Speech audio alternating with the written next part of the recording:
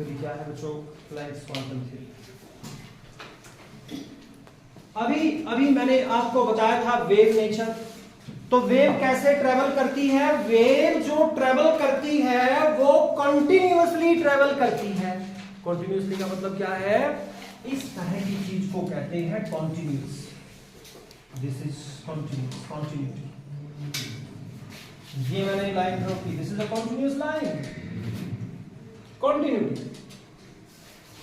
Planck ने कहा कि जो लाइट है वो इस तरह से नहीं है जिस तरह से जो आप एक वेव को डेमोन्स्ट्रेट कर सकते हैं, बता सकते हैं, बना सकते हैं। एक बल्ब लगा हुआ है, बल्ब लगा है, उस बल्ब में से लाइट रेडिएशन निकल रहे हैं। क्या निकल रहे हैं उसमें से? Light radiation. तो जो लाइट रेडिएशन बल्ब में से निकल रहे हैं, हाइगेंस क्या कह रहे हैं? वो कैसे निकल रहे हैं? ऐसे।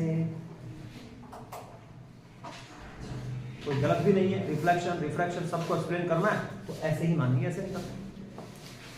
लेकिन प्लैंक कहते हैं ऐसे नहीं निकल रहे, निकल रहे हैं, लेकिन वो कहते हैं ऐसे नहीं निकल रहे, बल्कि लाइट जो है वो छोटे छोटे पैकेट की फॉर्म में निकल रही है। कैसे निकल रही है? छोटे छोटे एनर्जी पैकेट्स की फॉर्म में लाइट निकल रही है। अगर मैं ये कहता हूं, भाई समझाने के लिए कर रहा हूं बेटा, सारा खेल, कि किसी बल्ब में से एक सेकंड में कितने 1 सेकंड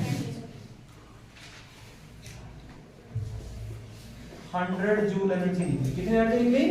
100 जूल। प्लैंक जो है वो भी ये बात कह रहे हैं कि उस बल्ब में से एक सेकंड में 100 जूल एनर्जी निकली। वो कह रहे हैं कि 100 जूल एनर्जी ऐसे निकली, कंटिन्यूअसली निकली। ये क्या कह रहे हैं मैक्स प्लैंक? ये कह रहे हैं कि जो एनर्जी निकली वो छोटे छोटे पैकेट्स की फॉर्म में निकली। एक पैकेट 10 जूल एनर्जी का, एक पैकेट 15 जूल एनर्जी का, एक पैकेट 50 जूल एनर्जी का, एक पैकेट 25 जूल एनर्जी का, सबका सब करो 100 जूल। क्या मेरी बात को समझ में आई? और समझाता हूं, और छोटे लेवल की बात बताता हूं। आप एक ब्रेड का पैकेट लेकर के आइए, ब्रेड का पैकेट, उसमें 10 स्लाइस है। कितनी स्लाइस है? 10। हर एक स्लाइस की एनर्जी है 10 जूल। कितनी? 10 या 10 किलो कैलोरी। किलो कैलोरी मान लीजिए, 10 किलो कैलोरी मिलती है एक स्लाइस से। तो पूरे पैकेट से कितनी मिलेगी? कितनी मिलेगी पूरे पैकेट से? 100। तो वो जो पैकेट ऐसे का ऐसा है पूरा का पूरा, उस पैकेट के अंदर जो डिफरेंट स्लाइस रखी हुई हैं, उन डिफरेंट स्लाइस को हाइगेंस कंसीडर नहीं करता। वो कहता है कि वो जो पूरा पैकेट है उसके अंदर 100 जूल एनर्जी पैक्ड है। हम ये कह रहे हैं, प्लैंक क्या कह रहा है कि उसमें एनर्जी 100 जूल ही है, लेकिन उसमें स्लाइस रखी हुई है 10 जूल एनर्जी। जब आप खाना खाते हो तो आपके सामने प्लेट में 3 या 4 चपाती रखी हुई है, तो भाई कैसे खाते हो? 4 चपाती में पता आपको भाई इसमें हमको 400 किलो जूल एनर्जी मिलनी है, इस एक कटोरी सब्जी में हमें 200 किलो जूल एनर्जी मिलनी है, तो मैं क्या करूं भाई, एक ही बार में वो सारी की सारी चपाती ऐसे उठाऊं। ऐसा पॉसिबल है क्या? कैसे करता हूं? एक चपाती लेता हूं, उसके भी छोटे छोटे पीस करता हूं, ठीक है, और फिर उनको चबाता हूं, फिर खाता हूं। तो जो छोटे छोटे पीस किए गए, that pieces are known as Planck's theory, और जब पीस नहीं किए गए, that is known as Huygens theory. Have you got this point or not? ये बात कितने बच्चों को ठीक से समझ में आ गई? तो प्लैंक की थ्योरी में क्या है? एनर्जी निकल रही है 100 जूल ही एक सेकंड में, लेकिन छोटे छोटे पैकेट्स की फॉर्म में निकल रही है, डिसकंटिन्यूअसली निकल रही है। पहले एक पैकेट निकला, फिर दूसरा निकला, फिर तीसरा निकला।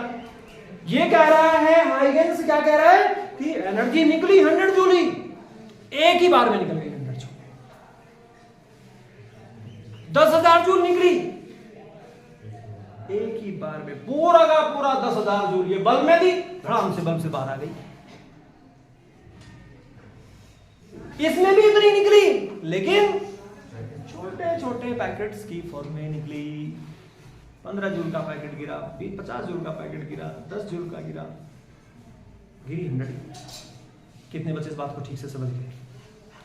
कोई भी अगर आपके पास में बॉडी अवेलेबल है, सोर्स ऑफ एनर्जी अवेलेबल है, दो ही चीजें, एक एनर्जी देने वाला, दूसरा एनर्जी लेने वाला। तो कहीं से किसी भी सोर्स में से जब एनर्जी रिलीज होगी तो छोटे छोटे पैकेट्स की फॉर्म में रिलीज होगी, और कोई अगर उस एनर्जी को लेगा तो जैसे एनर्जी निकल के आ रही है ऐसे ही पैकेट लेगा। यहां से बल्ब में से रसगुल्ले निकल रहे हैं, गुलाब जामुन निकल रहे हैं। क्या निकल रहे हैं? गुलाब जामुन। और 50 में से 100 गुलाब जामुन निकल रहे हैं। कितने निकल रहे हैं? 100। ठीक है, तो हाइगन्स क्या कह रहे हैं? निकलेंगे 100 ही। एक ही बार में ऐसे मुंह करके खड़े हो गए 100 ऐसे। लेकिन वो क्या कह रहे हैं? प्लैंक निकलेंगे 100। एक गिरा, दूसरा गिरा, तीसरा गिरा, मुंह खोल के रखिए, एक एक आता रहेगा, खाते रहिए। तो ज्यादा प्रैक्टिकल कौन लग रहा है आपको? ज्यादा प्रैक्टिकल बात किसकी लग रही है? दोनों। देखो गलत कोई नहीं, मैथ्स की बात लेकिन अब ज्यादा अच्छी लग रही है। वो कह रहा है छोटे छोटे पैकेट्स आ रहे हैं, और जो खाने वाले हैं वो भी जैसे एक आता है उठाते हैं, खाते आते हैं। अब सब जगह ऐसा ही होता है। स्वीट डिस्ट्रीब्यूशन हुआ था अभी कल शायद, तो भाई उसमें बड़ी सारी रखी हुई थी, लेकिन पीसेस पीसेस थे ना, हमने एक उठाया खाया। ठीक है, तो किसी भी सोर्स से जो एनर्जी रिलीज होगी वो किस फॉर्म में रिलीज होगी? In the small packets of energy. ठीक है ना? तो पहला पॉइंट, अब बिल्कुल ये बात ठीक से समझ में आ गई। अगर आपसे कोई पूछता है कि प्लैंक क्वांटम थ्योरी क्या कहती है एनर्जी के बारे में, बोलो भाई क्या पहला पॉइंट कहती है? क्या पहला पॉइंट कहती है? इस प्लैंक की क्वांटम थ्योरी को समझाना इतना आसान नहीं है बच्चे, बहुत कुछ सोच करके तब ये थ्योरी समझाई जाती है। तो भाई बिल्कुल मैंने लो लेवल पे आपको बात बता दी कि एनर्जी, पहला पॉइंट लिख रहे हैं, एनर्जी एब्सॉर्ब्ड, एनर्जी एब्सॉर्ब्ड और रिलीज्ड discontinuously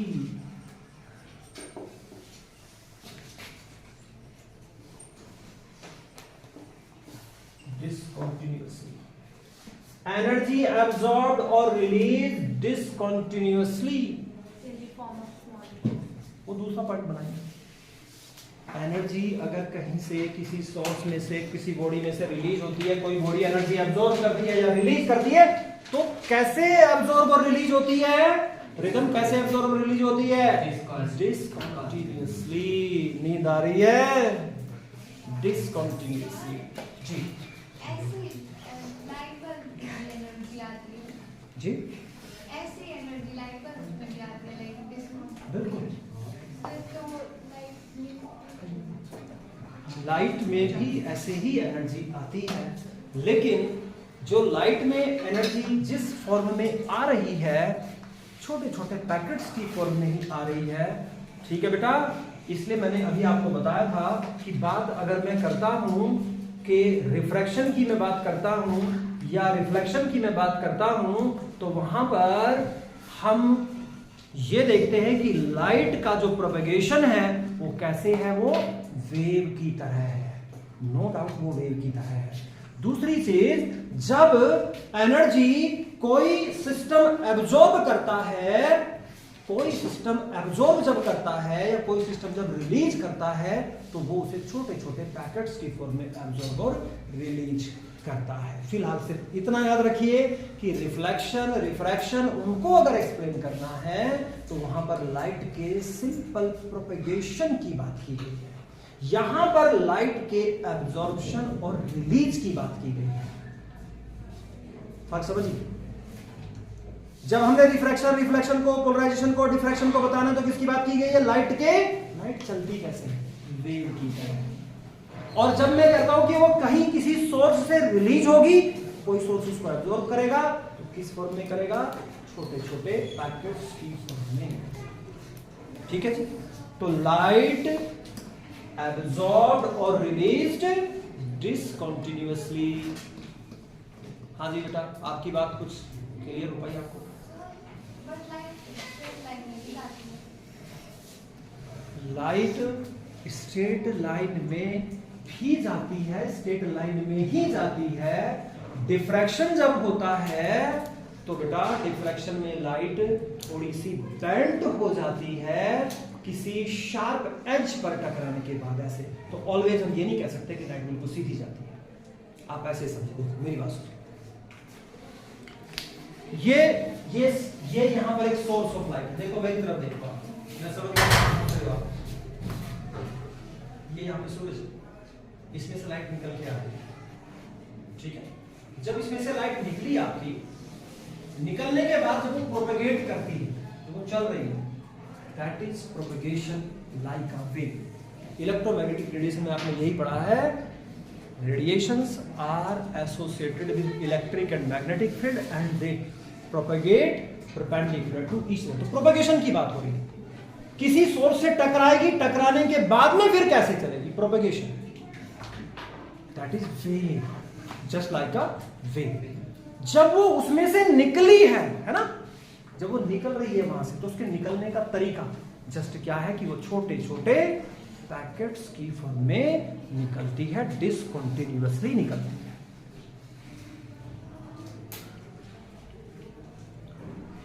नहीं यारी बात समझो, मुझे पता है,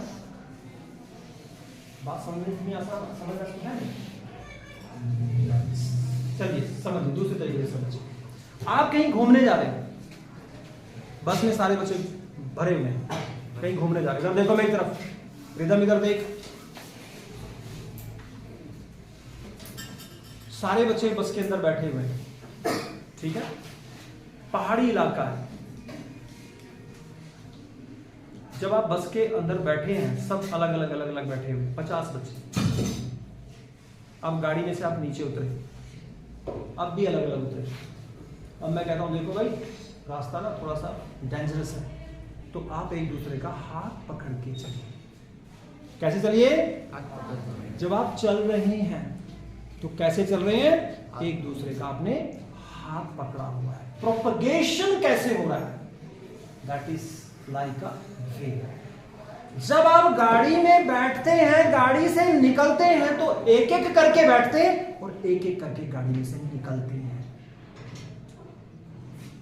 तब आपको हाथ पकड़ के उसमें गाड़ी में चढ़ने की जरूरत नहीं, ना हाथ पकड़ के दूसरे का उतरने की जरूरत है, ठीक है। तो किसी सोर्स में से जो रेडिएशन निकल रहे हैं बेटा, वो रेडिएशन के निकलने के बाद जो प्रोपेगेशन है वो लाइक अ वेव है, एक दूसरे का हाथ पकड़ के चल रहे हैं। और निकल कैसे रहे हैं? अकॉर्डिंग टू प्लैंक, छोटे छोटे पैकेट्स की फॉर्म में। तो वेव थ्योरी बेसिकली एनर्जी के प्रोपेगेशन की बात करती है, एनर्जी किस तरह से ट्रैवल कर रही है, कैसे निकल रही है, कैसे एब्जॉर्ब हो रही है, डिसकंटिन्यूअसली, ठीक है। अगर मैं कहता हूं कि वेव कैसे चल रही है, एनर्जी चल कैसे रहे, रेडिएशन चल ऐसे रहे, निकल कैसे रहे हैं, निकल ऐसे पैकेट्स की फॉर्म। और दोनों फिनोमेनन को एक साथ मत जोड़िए। जब लाइट का behaviour as a wave consider किया जाता है, उस टाइम पर हम उसको पार्टिकल नहीं मानते, और जब पार्टिकल की तरह कंसिडर किया जाता है, तब उसको हम वेव नहीं मानते, ठीक है। बोलो भाई, चलो आगे। जब मैं यहां स्कूल में हूं तो मैं एज अ टीचर हूं, ठीक है, एज अ प्रिंसिपल हूं, टीचर हूं। और जब मैं घर जाता हूं तो मैं अपने बच्चों का क्या हूं? फादर हूं, ठीक है। तो मैं एक टाइम में, अब मैं नहीं, मैं तो फादर भी हूं जी, और मैं तो प्रिंसिपल भी, मैं टीचर भी हूं, सब थोड़ी हूं एक टाइम एक। अब मैं टीचर हूं, जब मैं वहां ऑफिस में जाकर के कोई समस्या डील करता हूं, मैं एज ए प्रिंसिपल हूं। जब मैं घर जाता हूं, मैं फादर हूं, किसी का हस्बैंड हूं, ठीक है। तो फिलहाल इतना समझें कि लाइट का प्रोपेगेशन कैसे है, लाइक अ वेव। बस में बैठे हो तो कैसे बैठे हो? अलग अलग। बस से उतर के चल रहे, मैं कह रहा हूं पहाड़ी रास्ता है, तो एक दूसरे का हाथ पकड़े हुए, प्रोपेगेशन, ठीक है। और भाई जब कहीं पर लाइट एब्जॉर्ब, देखो मैंने कुछ और सेंटेंस लिखा, मैंने सिर्फ क्या लिखा? मैंने लिखा एनर्जी एब्जॉर्ब, मैंने रिलीज की बात नहीं लिखी। एनर्जी एब्जॉर्ब होगी और किसी सिस्टम में से रिलीज होगी, तो कैसे रिलीज होगी? मैं ये नहीं कह रहा चल कैसे रही एनर्जी, आगे क्या बात समझ में? Yes, sir. नंबर 2 पॉइंट पर आते हैं। Point number 2,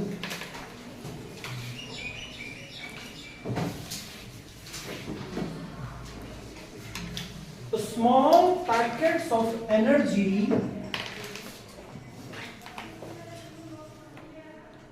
discontinuously, energy absorbed or released discontinuously,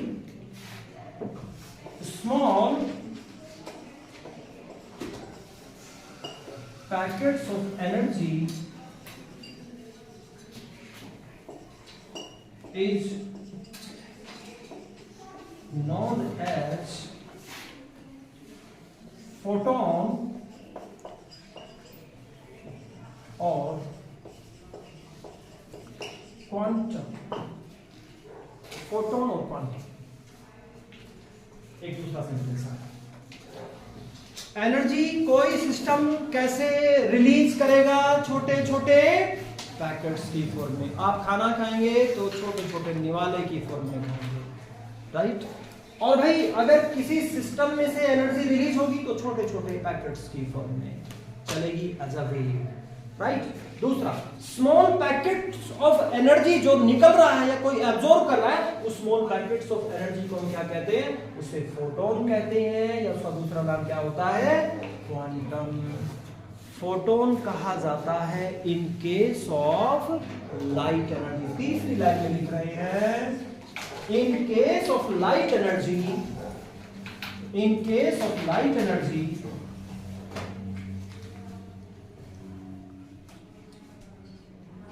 in case of light energy, a small packet of energy is known as photon. Small packets of light energy का क्या नाम रखा गया?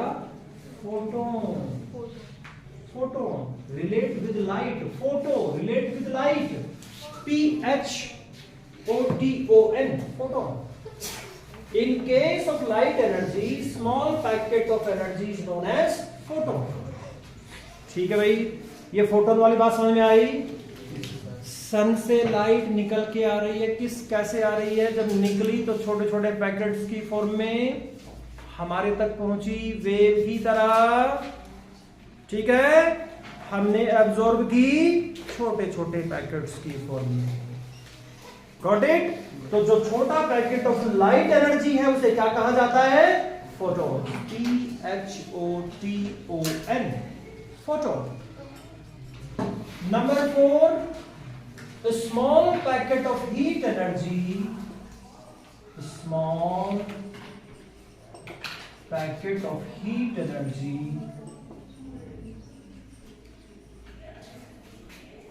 is known as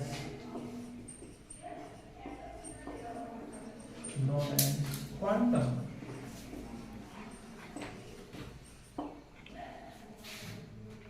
आप अगर कहीं पर आग, अच्छा बल्ब लगा हुआ है, कहीं पर बल्ब लगा है, बल्ब में से रेडिएशन निकल रहे हैं, लाइट निकल रही है, किस फॉर्म में?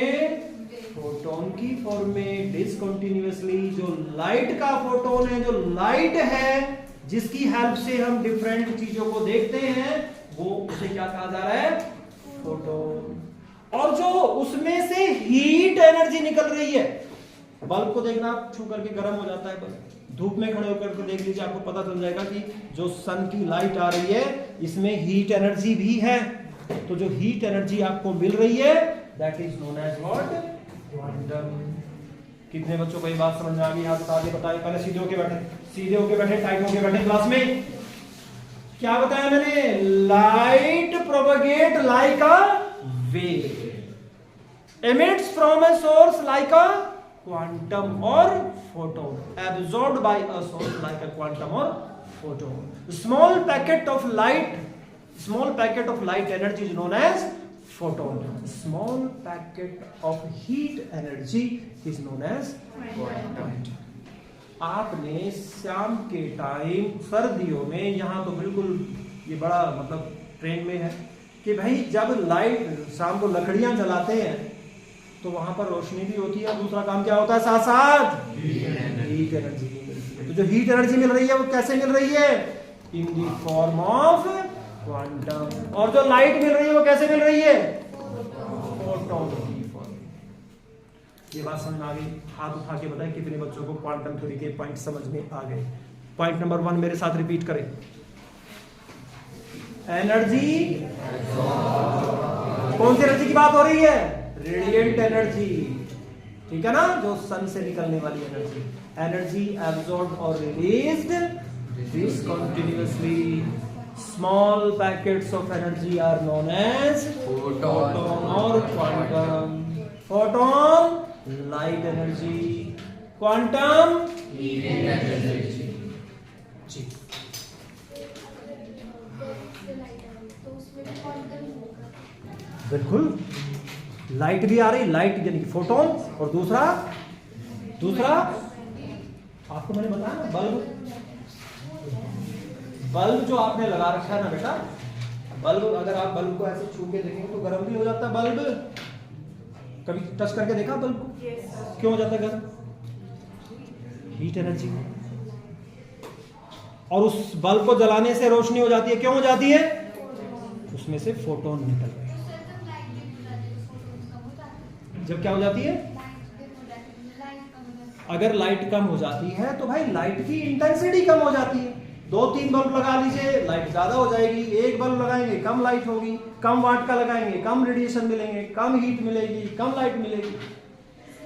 लेकिन पैकेट्स में लाइट निकल रही है बल्ब से, तो बल्ब ब्लिंक नहीं होगा क्योंकि एनर्जी ज्यादा कम है। पीछे से एनर्जी मिल रही है, उसको इलेक्ट्रिसिटी प्रोवाइड कर रहे हैं। पीछे से जो इलेक्ट्रिसिटी मिल रही है भाई, उस इलेक्ट्रिसिटी को ही तो हम किसमें कन्वर्ट कर रहे हैं? हीट एनर्जी और लाइट एनर्जी में। बल्ब तो एक इंस्ट्रूमेंट है बेसिकली, तो वो इलेक्ट्रिसिटी पीछे से प्रॉपर सप्लाई है। अगर पीछे से फ्लक्चुएशन होगा तो बल्ब में भी फ्लक्चुएशन होगा।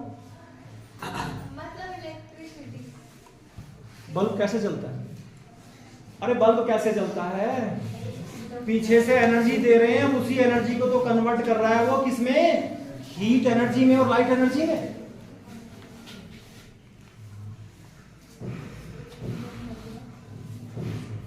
बोलो, आपका क्वेश्चन बोलो, मैं नहीं समझ पा रहा हूं। खड़े हो जाओ, बताओ क्या चाहिए, क्या दिक्कत आ रही है?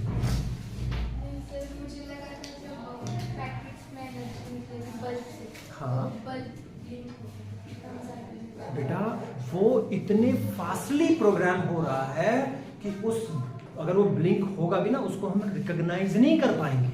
वो इतने फास्ट प्रोसेस हो रहे हैं।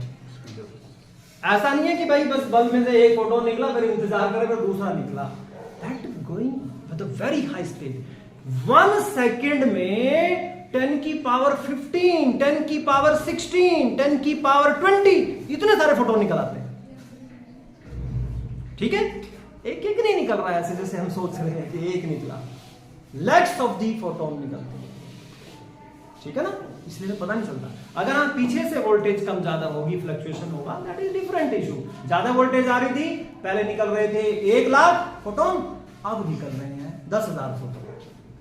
और कम होगी वोल्टेज तो और कम निकलने लगे, उसकी रोशनी कम ज्यादा होती रहती है। फ्लक्चुएशन में होता नहीं, कई बार बल्ब बहुत तेज जल जाता है, कई बार धीरे धीरे जलता है, कई बार बहुत कम, बार बार डिप डिप डिप करता है। तो वो अलग इशू है। हम सिर्फ ये कह रहे हैं कि जो फोटोन निकल रहे हैं, फोटोन का निकलना कैसे है? डिस्कंटिन्यूअसली। ठीक है,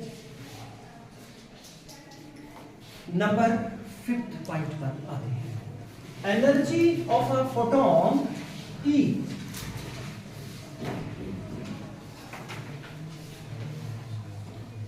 एनर्जी ऑफ अ फोटोन, जो फोटोन की एनर्जी होती है बेटा, पॉइंट नंबर 5, चाहे वो फोटोन की एनर्जी कही जाए, चाहे वो क्वांटम की एनर्जी कही जाए, energy of a photon P is directly proportional to nu frequency. What is nu? Frequency. अच्छा, फ्रीक्वेंसी किसकी होती है भाई? रेडिएशन। रेडिएशन। न्यू क्या है? फ्रीक्वेंसी। फ्रीक्वेंसी किसकी होती है? रेडिएशन। और फ्रीक्वेंसी किससे रिलेट है? Frequency relate with wave nature. Energy E directly proportional to nu और E is equal to H into nu. H को कहते हैं बच्चे Planck constant, Planck constant, this is Planck constant. तो लिख दें इसमें सेंटेंस भी, एनर्जी ऑफ अ फोटोन, लिखिए प्रॉपर लिखिए, energy of a photon is directly proportional to frequency of the radiation. Energy of a photon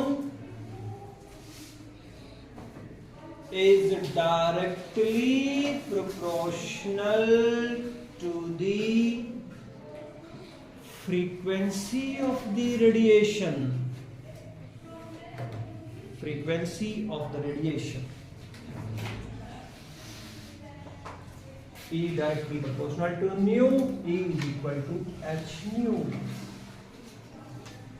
अब बताइए कोई कंफ्यूजिंग पॉइंट है क्या? हाइगेंस क्या कह रहे हैं, जल्दी बताएं। हाइगेंस ने क्या कहा? Light is a wave. मैं उसको समझाने के लिए आपको बताया कि जब लाइट प्रोपेगेट कर रही है तो कैसे प्रोपेगेट कर रही है, लाइक अ वेव। एब्जॉर्ब करता है कोई सोर्स उस लाइट को, या इमिट करता है तो किस फॉर्म में एब्जॉर्ब और इमिट करता है? छोटे छोटे पैकेट्स की फॉर्म में, ठीक है। और उन पैकेट्स की जो एनर्जी है वो किस पर डिपेंड करती है? फ्रीक्वेंसी पर। E is equal to H nu. H को कहते हैं प्लैंक कांस्टेंट, और भाई प्लैंक कांस्टेंट की वैल्यू होती है 6.626 10 की power minus 34 joule into second. 6.6 ले लेते हैं, किसी किसी बुक में 6.24 भी लिखी हुई है, 6.626 इंटू 10 की पावर माइनस 34 जूल सेकंड। अब मुझे एक चीज बताएं, एक चीज मुझे बताएं जरा, अब देखो दिमाग लगाइए, ये E क्या है? एनर्जी, एनर्जी, और ये H कांस्टेंट है, ये न्यू क्या है? फ्रीक्वेंसी। एनर्जी जो होती है वो किसकी कैलकुलेट की जाती है? पार्टिकल्स। किसकी कैलकुलेट करते हैं? पार्टिकल्स। और फ्रीक्वेंसी किसकी कैलकुलेट करते हैं? वेव की। तो E is equal to H nu, ये वो रिलेशन है जो पार्टिकल और वेव के बीच में है। This equation represent dual nature of light radiation. या रेडिएशन की क्या रिप्रेजेंट करती है बेटा? E equal to H nu, dual nature. NET में क्वेश्चन पूछा हुआ है, E is equal to H nu, this equation represent dual nature of light. Dual nature of light. Point number 6. E is equal to n naught H nu. ये n not क्या है बेटा? आपने मोल concept पढ़ी थी 9th क्लास में, Avogadro number पढ़ा था। N naught is the Avogadro number. Avogadro number